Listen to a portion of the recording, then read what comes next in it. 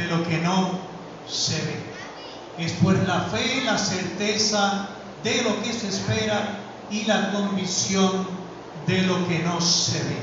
Entonces, el elemento esencial de la fe es la confianza.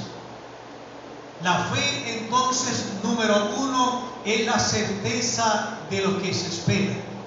Y número dos, es la convicción de aquello que no se ve. En otras palabras, la fe es una confianza muy segura en algo que no podemos ver o que no podemos tocar. Miren, hay cosas que se perciben por los sentidos de la vista, el oído y el tacto.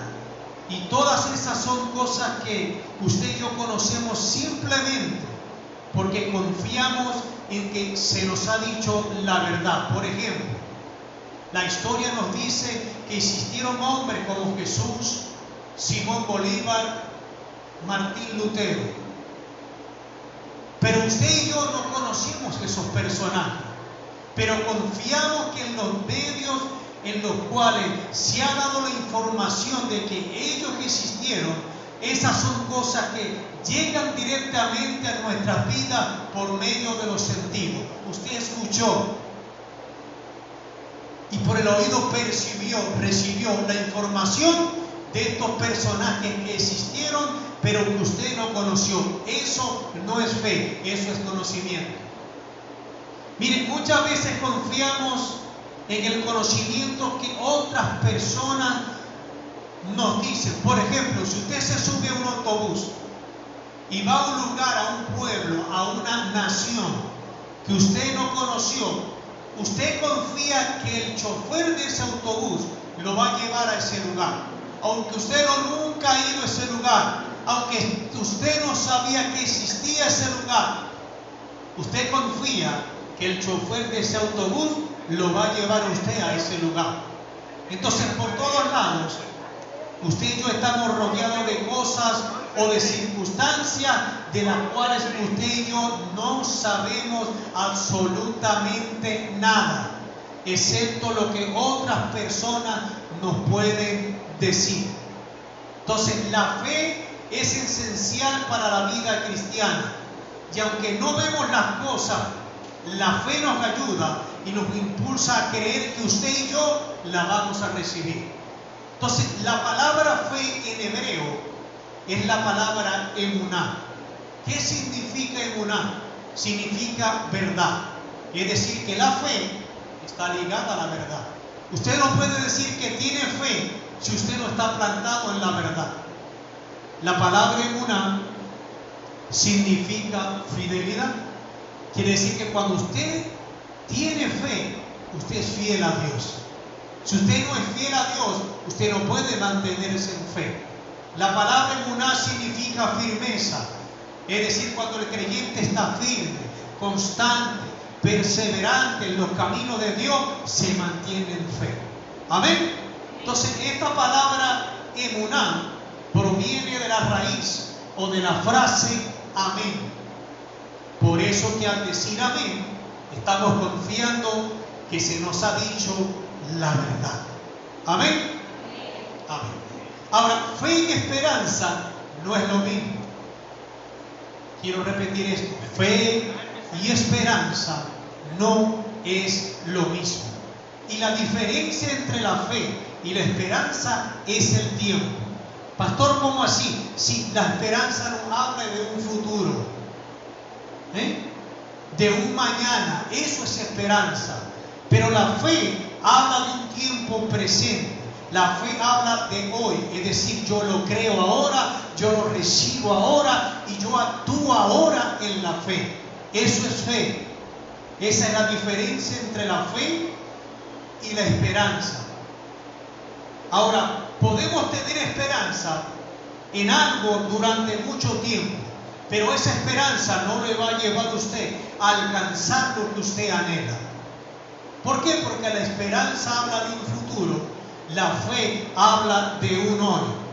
Por ejemplo, la salvación es algo en la que usted y yo debemos tener esperanza. Es bueno tener esperanza en la fe. Es bueno tener esperanza en la salvación. Pero para que usted sea salvo, usted no puede tener esperanza, tiene que tener fe.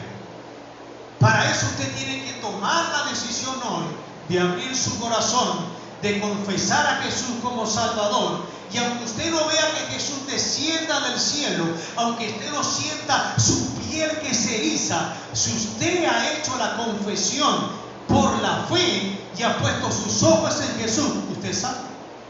Eso es fe. Amén.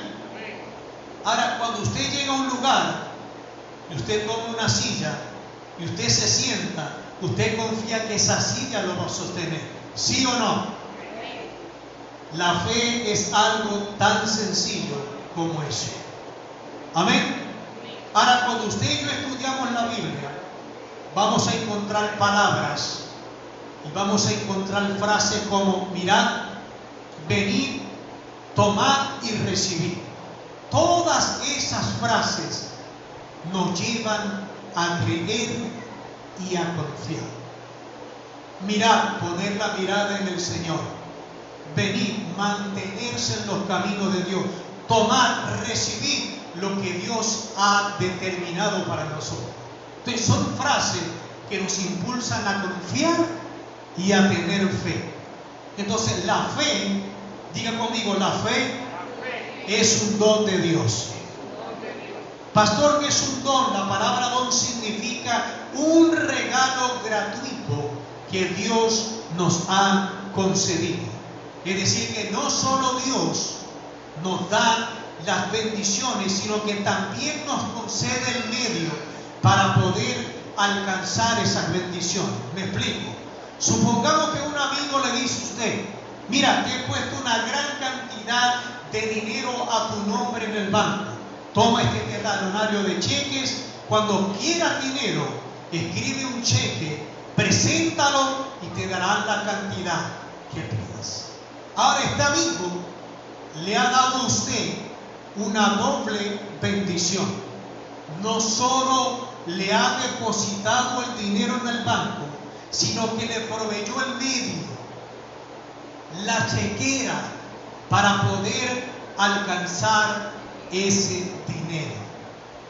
Pero si yo simplemente me siento en mi casa, cruzo los brazos a esperar que ese dinero me caiga del cielo, ese dinero no va a llegar nunca. Yo debo moverme, debo accionar. Yo debo ir al banco, llenar el cheque, los formularios, entregárselo al banquero para que entonces éste me entregue el dinero. ¿Qué es lo que yo quiero decirle con esto? Que la fe no es pasiva. La fe es activa. Hay que movernos, hay que accionar en la fe para poder alcanzar y recibir las bendiciones del Señor. ¿Amén, iglesia? Ok. ¿Cómo puedo saber si mi fe es correcta o no? Vamos a leer Mateo capítulo 17. Libro de Mateo, capítulo 17, verso 20. Mateo 17, 20. Jesús les dijo: por vuestra poca fe, porque de cierto os digo que si tuvieres fe como un grano de mostaza, dijeres a este monte: pásate de aquí allá, y se pasará, y nada os será imposible. Ahora, la pregunta en esta mañana es: ¿sobre qué descansa tu fe? Mire, aunque tu fe sea pequeña, aunque tu fe sea débil, si ella descansa sobre la base correcta, tu fe es correcta. Por ejemplo, si yo estoy enfermo, pero tengo una gran fe en cierta medicina para curarme, pero a pesar de que he tomado yo varias dosis, esa medicina no produce sanidad. Yo tengo que llegar a la conclusión que aunque mi confianza era muy grande, no estaba sobre la base correcta. ¿Por qué, pastor? Porque esa medicina, aunque yo confiaba en ella, no me sanó. Ah, pero si usted me llega, pastor, mire, este es un remedio con valor demostrado. Es decir, se ha demostrado que aunque es un remedio natural, sana. Y aunque yo no tengo mucha fe en ese remedio, pero usted me persuade, tómelo, pastor. Y yo comienzo a tomar pocas dosis y el remedio me sana. Aunque mi fe era pequeña, mi confianza era pequeña en ese medicamento, esa confianza pequeña, esa fe pequeña era la fe correcta, porque ese remedio me sanó. Amén, iglesia. Entonces, ¿es correcto tratar de creer? Mire, hay gente que me ha dicho, pastor, voy a tratar de creer que Dios me va a ayudar. Pastor, voy a tratar de creer que Dios me va a ayudar a solucionar este problema que estoy enfrentando. Entonces, ¿eso es correcto? Tratar de creer. Tratar de creer va en contra de la naturaleza de la fe. Si usted me dijera a mí, pastor, yo vivo en la calle tal, y mi número de casa, por ejemplo, es 10-25, y yo le digo, bueno, voy a tratar de creer que usted vive allí. Usted se va a sentir como ofendido. Pastor, usted no me está creyendo lo que yo le estoy diciendo. De esa misma manera se siente Dios cuando usted y yo decimos que vamos a tratar de creerle a Él. Estamos ofendiendo a Dios. Y si hay alguien en el cual usted y yo podemos confiar sin duda alguna, ese es Dios. Entonces no hay que tratar de creer, hay que creerle al Señor. Amén. Ahora, la fe no tiene que ver nada con los sentidos. Diga conmigo, la fe no tiene que ver nada con los sentidos.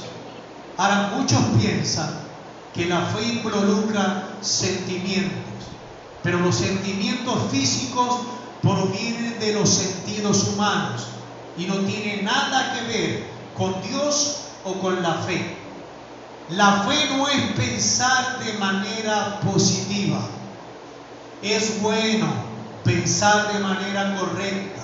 Es bueno para la mente tener esa cualidad, pero eso no es fe. Los seres humanos adquirimos conocimiento a través de los 5 sentidos. ¿Cuáles son los 5 sentidos? La vista. Cuando usted ve algo, bueno, me gusta esto que estoy viendo. Usted está adquiriendo un conocimiento. El olfato, cuando usted huele un perfume, me gusta ese perfume, ya usted tiene un conocimiento que la marca de ese perfume a usted le agrada. El oído, cuando usted escucha algo, usted adquiere un conocimiento por lo que usted está escuchando. El gusto, cuando usted prueba algo, me gustó ese dulce, me gustó ese manjar, me gustó cómo lo prepararon. Usted adquiere un conocimiento. Todo eso lo recibimos a través de los sentidos, pero es simplemente una información. Es solo un conocimiento físico. Y la fe no es física, ni proviene de la humanidad del hombre. La fe es espiritual. Y la fe proviene del Espíritu de Dios al Espíritu del hombre que se ha convertido a Cristo. Ahora, si yo pregunto aquí, ¿cuántos quieren quedar ciegos? ¿Quién me levanta su mano? Nadie. Nadie quiere quedar ciego, ¿verdad que sí? Ahora, ¿será que es posible manejar un automóvil siendo ciego? ¿Usted cree que se pueda manejar un automóvil una persona que sea ciega?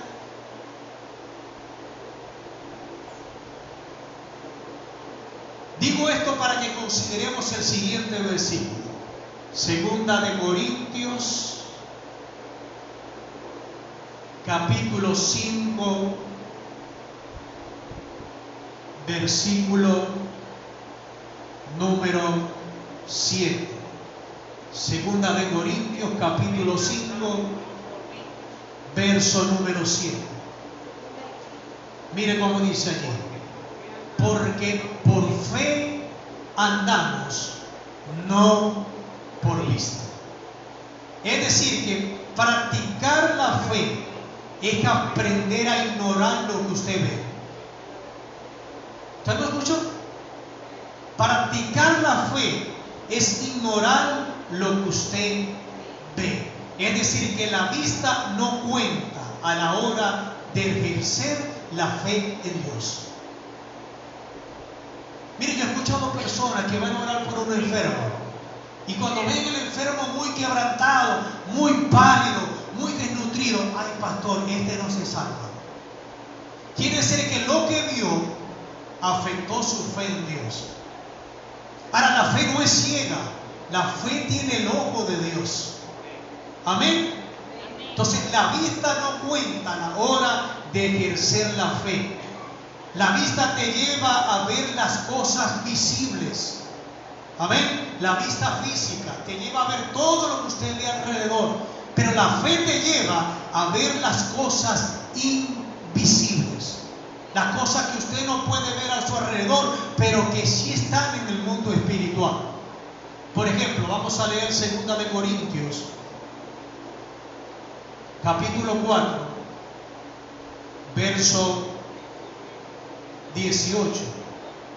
Dice, no mirando las cosas que se ven, sino las que no se ven. Pues las cosas que se ven son temporales, pero las que no se ven son eternas. Dice que en una ocasión Pedro y los discípulos estaban en una barca en alta mar, y que se había generado una tormenta en medio del mar. Dice que Jesús vino a ellos, y cuando Pedro vio a Jesús caminar sobre las aguas, le dijo, Maestro, si eres tú, manda que yo camine sobre las aguas. Y dice la palabra que mientras Pedro mantuvo su mirada en Jesús, él caminó sobre las aguas. Mientras Pedro mantuvo su mirada puesta en lo invisible, él caminó sobre las aguas. Pero cuando Pedro quitó la mirada de Jesús y comenzó a ver las cosas visibles, la tormenta que arreciaba, el viento, las olas que eran más grandes, entonces Pedro comenzó a hundirse. Y dice que Jesús extendió su mano, tomó la mano de Pedro, lo asió, lo sacó y le dijo, hombre de poca fe. Entonces, cuando miramos las cosas físicas, los problemas, las adversidades, esto nos va a llevar a que nuestra fe en el Señor decline y mengue. Romanos capítulo 1, verso número 20. Romanos capítulo 1, verso 20 dice, porque las cosas visibles de Él, su eterno poder y deidad, se hacen claramente visibles desde la creación del mundo, siendo entendidas por medio de las cosas hechas, de modo que no tienen excusa. Miren, hay algo que usted y yo tenemos que entender. Existe un mundo físico, que es este donde usted y yo vivimos, donde usted y yo nos movemos, donde usted y yo actuamos, pero existe un mundo espiritual. Amén. Y las cosas por la fe hay que traerlas del mundo espiritual para que se hagan palpables y realidad en nuestro mundo físico. Y eso solamente se logra a través de la herramienta de la fe. Si usted no lo ve en el espíritu, usted no lo va a lograr. Pastor, pero es que yo anhelo tener un carro, o yo anhelo tener una casa. Usted tiene que ver en el espíritu esa casa. Aunque usted no lo tenga ahorita, usted tiene que verse lavando ese carro. Usted tiene que verse limpiando esa casa. Usted tiene que verse en el espíritu que ya usted está manejando el vehículo. Usted tiene que verse en el espíritu que ya usted está viviendo en esa casa. No importa que la gente lo llama loco, eso es fe. Cuando usted lo ve en el espíritu, pronto, en cualquier momento, usted lo va a ver material, hecho en el mundo físico. Pero primero tiene que verlo en el Espíritu. Amén. Colosenses capítulo 1. Libro de Colosenses capítulo 1, versículo 16 dice. Colosenses 1:16.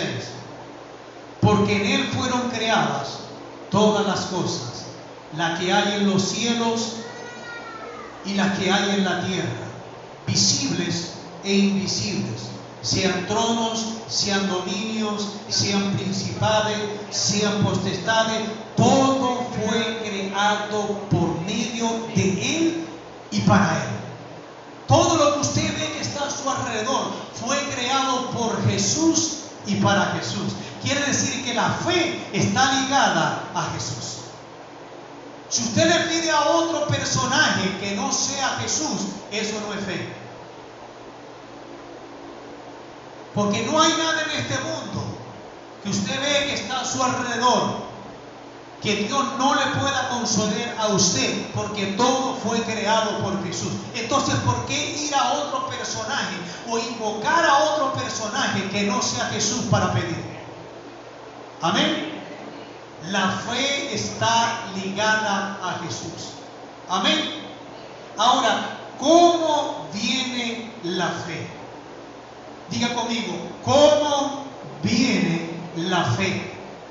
Número 1, la fe viene por oír la palabra de Dios.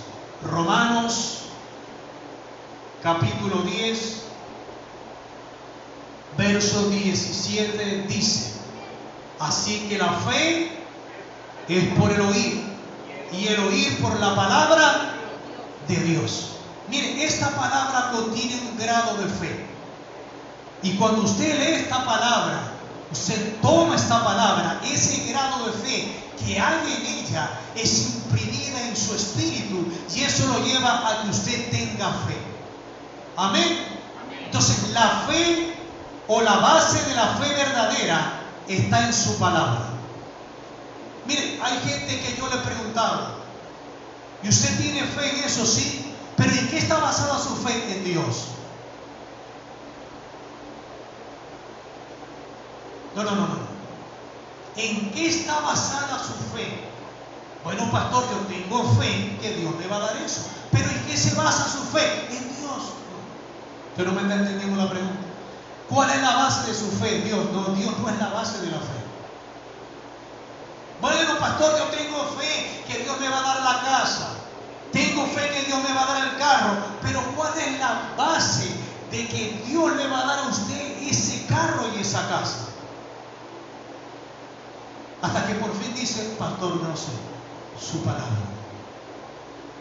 La fe no puede estar basada en algo vacío. La fe debe estar basada en la palabra y en las promesas que Dios nos ha hecho. Mire, usted y yo no vamos a mover la mano de Dios a nuestro favor si comenzamos a llorar. Hay gente que cree que llorando va a mover a Dios. No. Hay gente que cree que gritándole a Dios va a mover la mano de Dios a su favor. No. Hay gente que cree que desesperándose, llenándose de estrés, va a mover la mano de Dios. No. La mano de Dios se mueve cuando usted y yo confiamos en su palabra y en sus promesas. Cuando usted se afirma en su palabra y en sus promesas. Estoy enfermo, hay una promesa en la palabra. ¿Cuál es? Isaías, Señor, tu palabra dice, confío, mi fe está basada en esto. Tu palabra dice que por tu llaga yo he sido sanado y curado de toda enfermedad. Esa fe es verdadera, es genuina, porque descansa en una promesa de la palabra. Pastor, tengo una necesidad, no tengo estos recursos. ¿Cuál es la promesa? La palabra dice que Dios me proveerá conforme a sus riquezas en gloria. Esa fe es genuina porque está basada en una promesa de la palabra. Así movemos la mano de Dios. Cuando su fe descansa confianza sobre las promesas de su palabra. Número 2, la fe viene por la oración. Dile que está a tu lado, la fe viene por la oración. Hechos capítulo 10.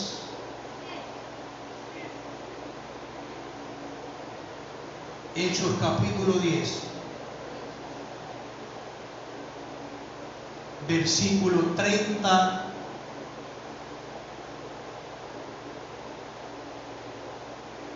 y 31. Hechos 10, versos 30 y 31. Dice: entonces Cornelio dijo: hace 4 días que a esta hora yo estaba en ayunas, y a la hora novena, a las 3 de la tarde, mientras oraba en mi casa, vi que se puso delante de mí un varón con vestido resplandeciente. Y dijo: Cornelio, tu oración ha sido oída, y tus limosnas han sido recordadas delante de Dios. Ahora fíjese, Cornelio tenía una petición hacia Dios.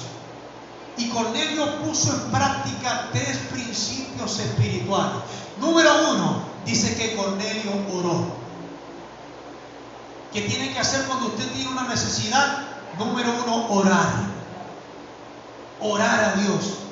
Número 2, dice él allí: hace 4 días que a esta hora yo estaba en ayunas. ¿Qué hizo Cornelio? Ayunó. Él se abstuvo de comer alimento físico para comer la palabra y alimentar su espíritu y fortalecer su fe. Amén. Lo tercero que él hizo, dice que él daba limosna, él sembraba en la vida de otros. Mire, en estos días escuchaba a un pastor, necesitaba cierta cantidad de dinero para algo que necesitaba en su templo. Lo llamaron, le depositaron un dinero, pero el dinero que él recibió no era la cantidad que él necesitaba. ¿Sabe qué hizo? Agarró el dinero, llamó a un hermano, toma hermano, y sembró el dinero. Y se quedó sin nada. No pasaron 4 horas, lo llamaron y le depositaron la plata que él estaba necesitando. Entonces, ¿qué es lo que yo le quiero decir? Si usted siente que no tiene fe, ore. Si usted siente que otros deben ser bendecidos con más fe, ore por ellos. Si usted siente la necesidad de que sus vecinos, sus compañeros de trabajo, sus amigos, sus familiares se conviertan al Señor, ore, tenga fe. Siembre en la vida de otros, para que como Dios le respondió a Cornelio, entonces Dios también va a responder a su vida. Amén. Número 3, la fe viene por el Espíritu Santo. Primera de Corintios, capítulo 12, verso número 9. Primera de Corintios 12, verso 9 dice: a otro fe por el mismo Espíritu. Es decir, que es el Espíritu Santo quien imprime la palabra de Dios en su mente.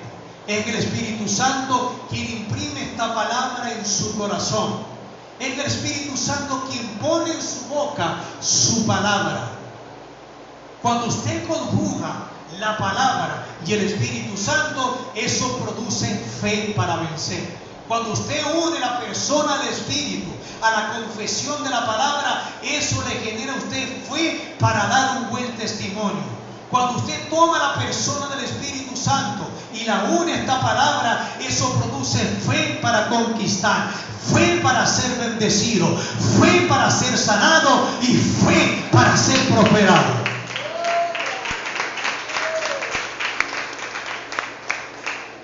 Entonces, número 1, la fe viene por el oír la palabra. Número 2, la fe viene por la oración, por el ayuno, por sembrar en los que están necesitados. Número 3, la palabra viene por el Espíritu Santo. Y número 4, la palabra viene por el ejemplo de otros. Vamos a Primera de Timoteo,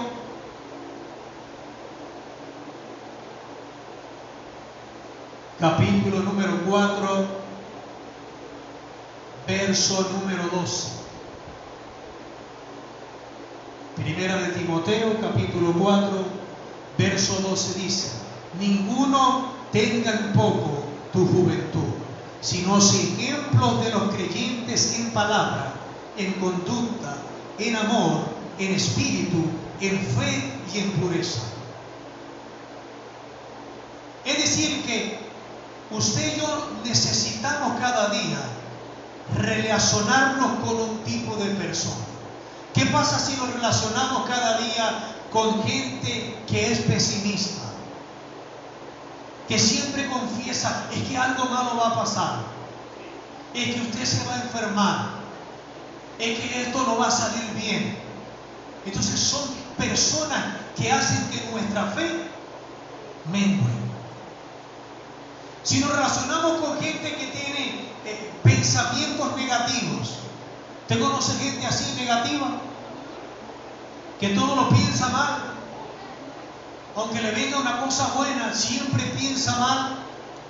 Fulanito me regaló esto, quizás que tiene. ¿Ven? Siempre está pensando mal. Son personas que no nos ayudan a crecer la fe. Usted tiene que relacionarse con gente que le transmita fe. Mire, hay ciertos predicadores que yo escucho y cuando yo los escucho, ellos me contagian, ellos transmiten a mí la fe que ellos tienen. Entonces, debemos cada día relacionarnos con gente llena de fe, con pensamientos de fe, con un vocabulario de fe, con un comportamiento de fe. ¿Para qué? Para que su vida se llene de fe y su fe pueda crecer. Ahora, mi pregunta es, ¿usted está fortaleciendo o usted está debilitando la fe de las personas que están a su alrededor? ¿Usted le está transmitiendo fe a la gente que vive y que convive con usted a diario? Todo va a depender de la clase de ejemplo que usted le dé a los demás. Amén, iglesia. Vamos a dar un fuerte aplauso a Dios.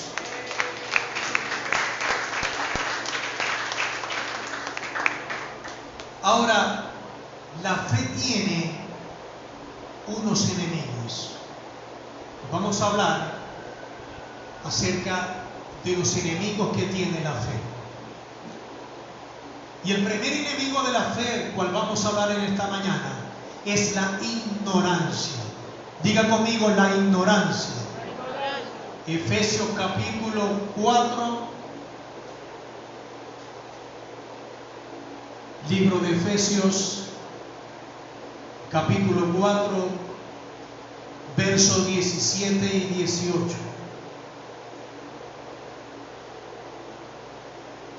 Dice: esto pues digo y requiero en el Señor, que ya no andéis como los otros gentiles, que andan en la vanidad de su mente, teniendo el entendimiento entenebrecido, ajenos de la vida de Dios. Dice allí, por la ignorancia que en ellos hay. Entonces, hay tres clases de ignorancia. Pastor, ¿cómo así? Sí, número uno, no saber lo que se debería saber. Número uno, no saber lo que se debería saber. Número dos, saber mal lo que se sabe. A veces sabemos mal lo que sabemos. Número tres, saber lo que no deberíamos saber. Hay cosas que no debemos saber. Entonces, es decir, que por la ignorancia, usted y yo muchas veces no sabemos las cosas necesarias para actuar en la fe de Dios. La ignorancia nos mantiene alejados de Dios. Cuando usted desconoce lo que Dios ha hecho por usted y por mí, entonces usted no lo va a valorar. Si usted no sabe que el Señor entregó su vida en la cruz del Calvario para traer salvación con usted, usted no va a valorar la salvación. ¿Por qué? Porque usted es ignorante de hecho. Entonces eso lo va a mantener a usted alejado de quién, de Dios. Ahora fíjese algo, la gente no sabe lo que dice la Biblia. Pastor, ¿cómo así? Mire lo que dice Mateo, capítulo 22. Mateo 22, verso 29. Entonces respondiendo Jesús les dijo: erráis, ignorando las Escrituras y el poder de Dios. Erráis, ignorando el poder y las Escrituras de Dios. Una investigación mostró que el 60% de las personas no pueden mencionar la mitad de los 10 mandamientos. Un 60%. Y esto va a seguir subiendo. El 63% no puede nombrar los 4 evangelios del Nuevo Testamento: Mateo, Marcos, Lucas y Juan. Un 63% no lo sabe. Y esto sigue subiendo. Un 81% cree que la frase "cuídate que yo te cuidaré" es una cita que está en la Biblia, cuando no es así. Entonces la mayor razón y el peor enemigo que usted y yo tenemos para que no tener una fe genuina es desconocer esta palabra. Entonces, ¿cómo vencemos la ignorancia? Guardando su palabra. Miren, si yo llego en su casa con un aparato sofisticado: buenos días, hermanos, buenos días, ¿puedo pasar? Sí. ¿Puedo caminar sobre su patio? Sí, pastor, camine. Y yo camino con aquel aparato sofisticado y me detengo en un lugar y le digo: el aparato me está diciendo que menos de medio metro aquí hay oro enterrado. Y yo apago el aparato, usted me da una tacita de café, me la tomo, usted me despide y yo me voy. ¿Qué va a hacer usted después que yo me vaya? ¿Usted va a hacer el almuerzo? ¿Usted va a salir a hacer compra? Usted está recorriendo con una pala. Ay, Cudri, el pastor dijo que aquí había oro. Aquí hay tesoros escondidos que usted debe escudriñar en la palabra. Satanás conoce la palabra y siempre la usa para distorsionarla, cambiarle el sentido espiritual. Esta palabra dice que Satanás se llevó a Jesús a un pináculo, es decir, a un lugar muy alto. Y dice que le citó las Escrituras. Le dijo: escrito está, Jesús, tú que dices ser hijo de Dios, escrito está: mandará a sus ángeles para que tu pie no tropiece en piedra.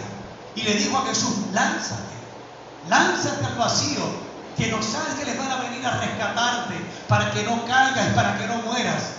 Y Jesús le dijo: yo también conozco la palabra, y escrito está: no tentarás al Señor tu Dios. Mire, existen dos clases de destino: el que yo me puedo forjar sin preguntarle a Dios, sin tomar a Dios en cuenta, y el destino que Dios ha determinado para mi vida. Por ejemplo, yo puedo salir a la avenida y cuando venga una gandola: Señor, quiero probar que tú estás conmigo, y lanzarme: guárdame, Señor. Me va a aplastar la gandola, porque estoy tentando a Dios. Él prometió estar con nosotros todos los días hasta el último día de nuestras vidas sobre esta tierra.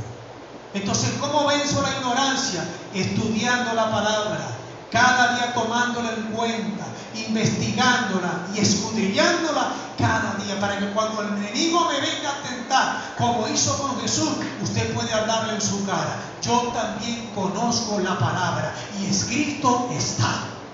Amén. Pues así vencemos la ignorancia. Número 2, segundo enemigo de la fe, la incredulidad. Diga conmigo, la incredulidad. Mateo capítulo 13, verso 58. Mateo 13, 58 dice: y no hizo allí muchos milagros a causa de la incredulidad de ellos. Es decir, que donde hay incredulidad, Dios no puede obrar. Entonces la incredulidad nos aparta de Dios. Hebreos 3:12 dice: cuidado, y en algunos de ustedes crece una raíz de incredulidad, llevándolo así a apartarse del Señor. Amén. Entonces la incredulidad no me permite alcanzar la bendición. La incredulidad te lleva a perder la salvación. ¿Por qué? Porque me lleva a no creer en Dios, a no confiar en Dios. Pastor, entonces, ¿cómo superamos la incredulidad? Teniendo un cambio en la mente. Usted tiene que cambiar la mente y tiene que elegir, tomar la opción de creerle a Dios. Mira lo que dice Primera de Pedro, capítulo 2. Primera de Pedro, capítulo 2, verso 1 y 2. Dice allí: desechando. ¿Qué hay que hacer? Desechar. Desechar pues toda malicia, todo engaño, toda hipocresía, toda envidia, todas las distracciones. Entonces Dios nos ha dejado tremendas promesas para alcanzar su propósito, para alcanzar sus bendiciones. Pero no lo vamos a alcanzar si usted y yo no tenemos un cambio de mente. Hay que reemplazar nuestros pensamientos, nuestra razón, ¿por quién? Por la palabra de Dios. Proverbios 4:20 dice que pongamos sus razones en nosotros. Y las razones de Dios son los pensamientos de Dios. Entonces usted tiene que desechar todo mal pensamiento o todo pensamiento negativo y llenarse de los pensamientos de Dios, que es la palabra de Dios. Así usted y yo superamos la incredulidad. Número 3. Diga conmigo: el temor. Este es el tercer enemigo de la fe. Mateo 14.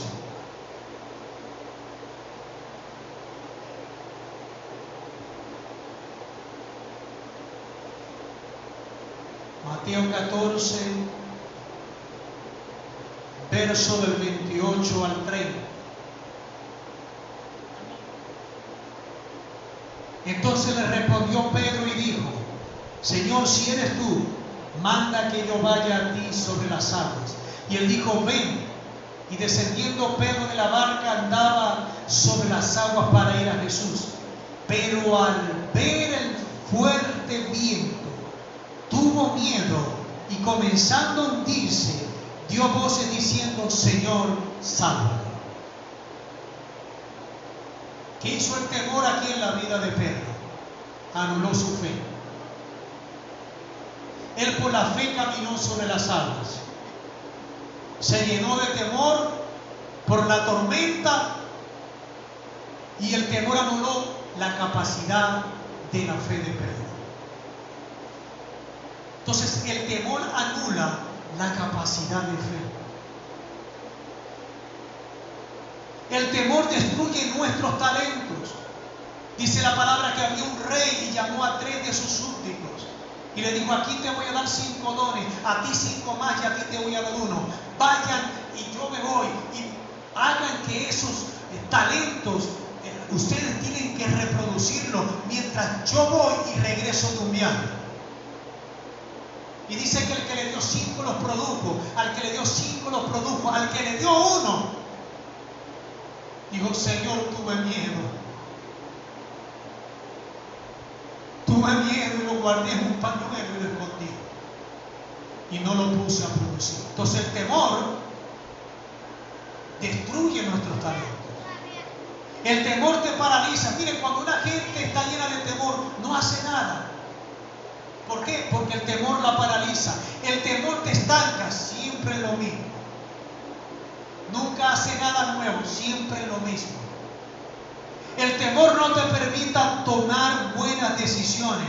Claro, porque hay temor. No sé qué decisión tomar. El temor trae confusión. Dios mío, no sé qué hacer. El temor no te permite crecer, ni avanzar, ni desarrollarse, ni atreverte a nuevas aventuras. ¿Quién? El temor. Mire, hay un nuevo deporte. Nuevo deporte que ahora se va a empezar a practicar aquí en Maracaibo. Se llama el salto en bench. ¿Cuánto lo conocen? Llevan a una persona a un puente, algo muy alto, y lo amarran a una cuerda elástica. Mire, y la persona se lanza, creyendo, confiando, descansando, que esa cuerda elástica lo va a sostener para que su cuerpo no golpee el piso. Así es la fe. Usted se lanza al vacío. Usted se lanza en medio de los problemas. Aun cuando usted sienta temor, usted siempre va a sentir temor.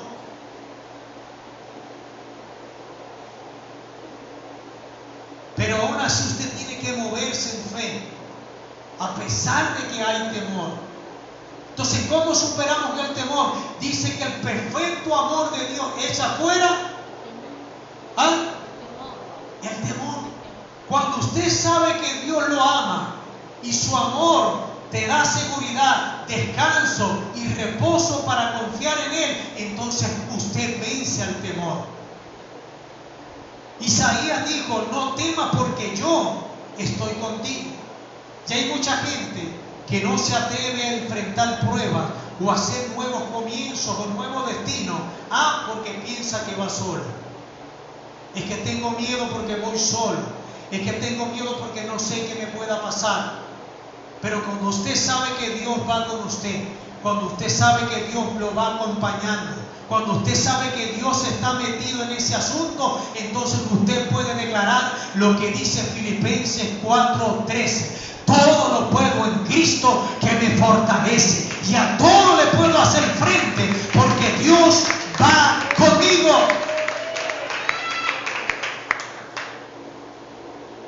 Número 4. El cuarto enemigo de la fe es la duda. Diga conmigo la duda. Santiago capítulo 1.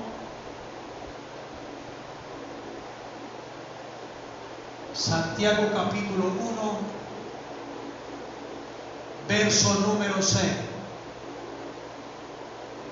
Dice: pero pida con fe, no dudando nada, porque el que duda es semejante a la onda del mar, que es arrastrada por el viento y echada de una parte a otra. Echada de una parte a otra. Quiere decir que una persona llena de duda es arrastrada constantemente de una parte a otra. De una parte a otra. La duda genera falta de confianza en Dios. ¿Usted no conoce gente indecisa? Que hoy dicen algo y mañana dicen otra cosa. Son gente llena de dudas. La duda no te permite culminar ningún proyecto. Hay gente que dice: pastor, voy a construir mi casa, gloria a Dios, la voy a hacer, tengo fe, Dios me va a proveer, y a medio camino abandona el proyecto. Hermano, ¿qué pasó? No, ya no. Voy a construir ahora un negocio. Y la casa, no, ahora voy a construir un negocio. Tengo fe, Dios me va a ayudar, Dios me va a proveer. Y comienza a construir el negocio y a media mitad lo abandona. La duda. La duda no te deja culminar ningún proyecto. Mira lo que dice Romanos, capítulo 14. Romanos 14, verso 23. Pero el que duda sobre lo que come es condenado, porque no lo hace con fe. Y todo lo que no proviene de fe es pecado. Todo lo que no proviene de fe es pecado.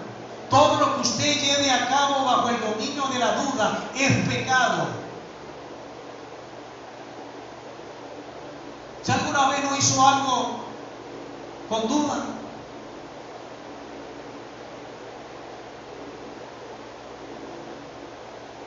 ¿Cómo superamos la duda? Deje de escuchar su voz. La mente que no ha sido transformada siempre va a resistir a Dios.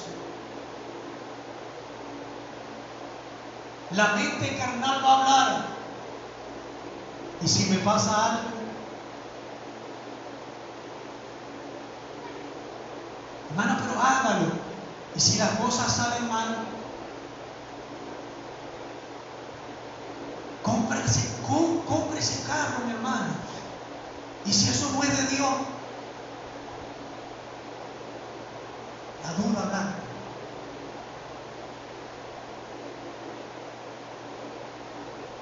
¿Cómo hacer eso, hermano? ¿Y si me cae mal?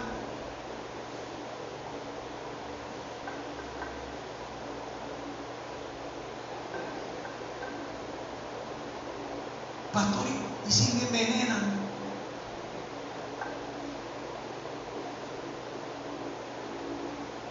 Salmo 119, verso 46. Hablaré de tus testimonios delante de los reyes y no me avergonzaré. Hablaré de tus testimonios. ¿Cuáles son los testimonios de Dios? Su palabra.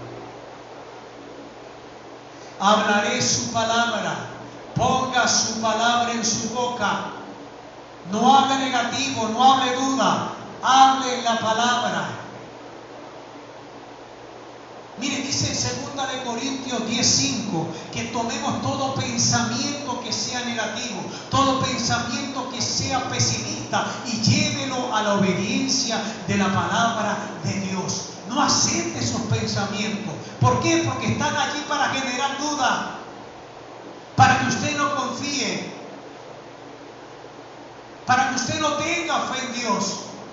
Deje de escuchar la voz de la duda, escuche la voz del Espíritu Santo. Y el Espíritu Santo siempre le va a hablar la palabra. Y la palabra es el medio y la herramienta que junto con el Espíritu y el poder de Dios en la fe está allí para que usted y yo alcancemos las promesas y las bendiciones que Dios tiene para nuestras vidas.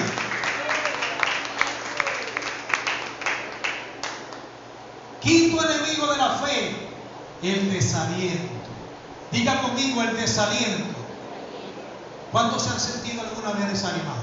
Levante su mano. Todos, ¿verdad que sí?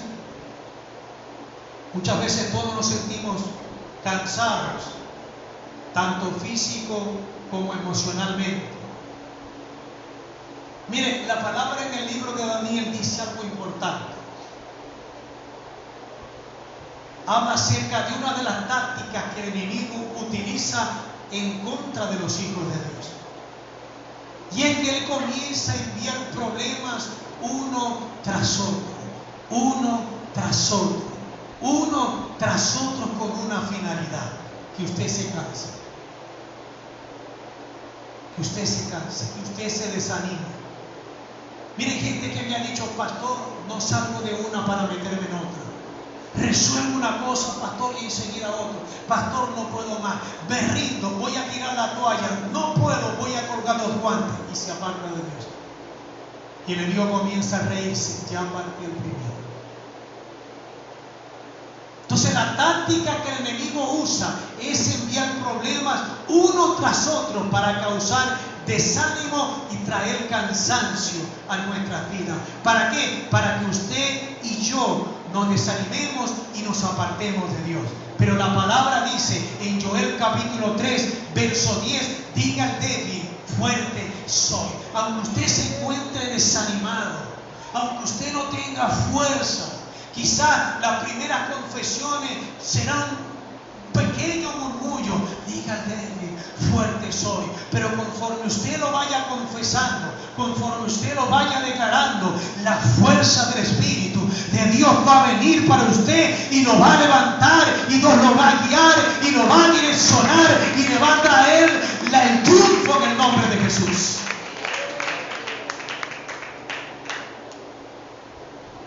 Sexto enemigo de la fe, la vanagloria. Diga conmigo la vanagloria. Primera de Juan, ya vamos terminando. Primera de Juan capítulo 2, verso 16. Porque todo lo que hay en el mundo, los deseos de la carne, los deseos de los ojos, dice allí, y la vanagloria de la vida no proviene del Padre, sino del mundo. ¿De dónde proviene la vanagloria? Del mundo. Una persona vanagloriosa se exalta a sí misma. Se cree mejor que los demás. ¿Sí o no? Una persona vanagloriosa llega a pensar que no necesita de Dios, que todo lo puede por él o por ella misma. ¿Alguna vez usted hizo algo con sus propios recursos? ¿Alguna vez usted hizo algo por sus propios medios? ¿Alguna vez usted hizo algo con su propia inteligencia humana? Si lo hizo usted, se movió bajo la dependencia de la vanagloria. Mire, mi abuelito me decía siempre dos cosas. Me decía, jovencito, hombre y Dios. Usted va a hacer algo, Dios y el hombre. Para todo cuanto usted vaya a hacer, busque siempre la dirección y la ayuda de Dios. ¿Cómo vencemos la vanagloria? Primero, teniendo una relación personal con Dios. Todo aquel que tiene una relación personal con Dios es porque sabe que necesita de Dios.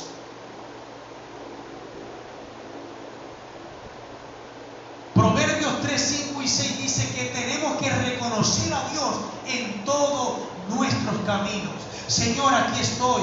Señor, te busco en oración. Tengo una relación personal contigo porque necesito de tu ayuda, necesito de tu fortaleza, necesito de tu sabiduría, necesito, mi Dios, de tu guianza y de tu dirección.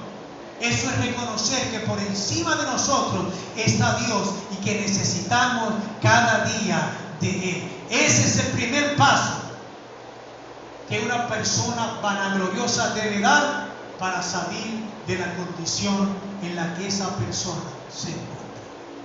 Estos son los enemigos de la fe. Póngase sobre sus pies.